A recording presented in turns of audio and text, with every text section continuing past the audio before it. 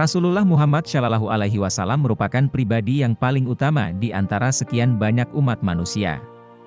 Dia memiliki kesabaran yang luar biasa. Pernah Rasulullah mendapat sebuah tamparan dari seorang badui, ini karena beliau memutuskan tali penarik timba air, yang menyebabkan timba itu terhanyut ke dalam sumur. Kisah ini terjadi ketika Rasulullah berada di rumah putrinya, Fatimah.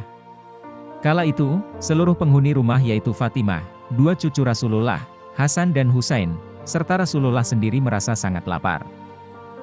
Tetapi, tidak ada satupun makanan yang bisa dikonsumsi.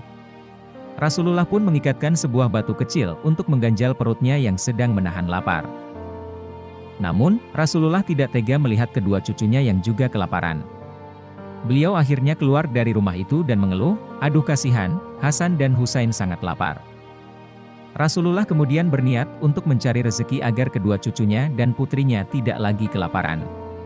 Di tengah jalan, beliau melihat seorang badui sedang menimba air. Rasulullah segera menghampiri seorang badui itu. "Hai, badui. Adakah pekerjaan yang bisa aku lakukan untukmu?" tanya Rasulullah kepada badui itu. "Iya," badui menjawab. "Apa pekerjaan itu?" tanya Rasulullah lagi. "Menimbakan air di sumur ini," kata badui itu. Rasulullah kemudian mengerjakan pekerjaan itu, dan mendapat upah berupa 3 butir kurma. Rasulullah memakan buah kurma itu dan melanjutkan pekerjaan. Rasulullah pun berhasil menimba sebanyak 8 kali. Tetapi, saat ke-9 kalinya, tali timba terputus dan timba itu terjatuh ke dalam sumur. Rasulullah berhenti sejenak dan merasa kebingungan. Melihat hal itu, si badui itu menghampiri, memarahi kemudian menampar Rasulullah, dan membayar apa yang sudah dikerjakan Rasulullah sesuai dengan upah yang ditentukan, yakni 24 butir kurma. Rasulullah menerima upah itu tanpa terlihat wajah marah sama sekali. Kemudian Rasulullah turun ke dalam sumur untuk mengambil timba dan diserahkan kepada badui itu.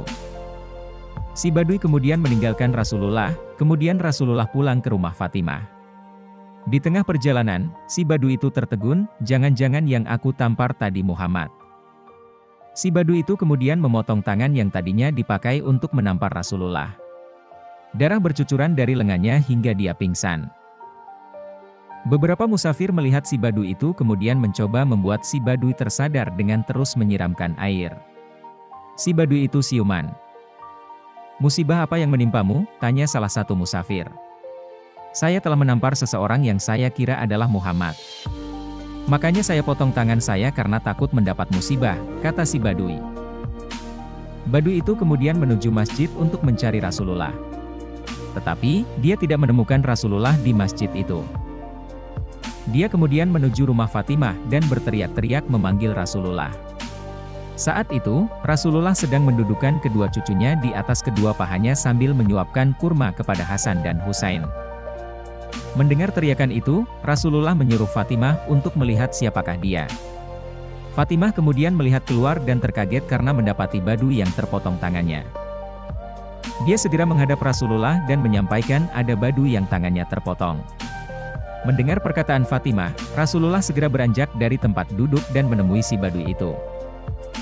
Melihat Rasulullah, si badui itu kemudian meminta maaf.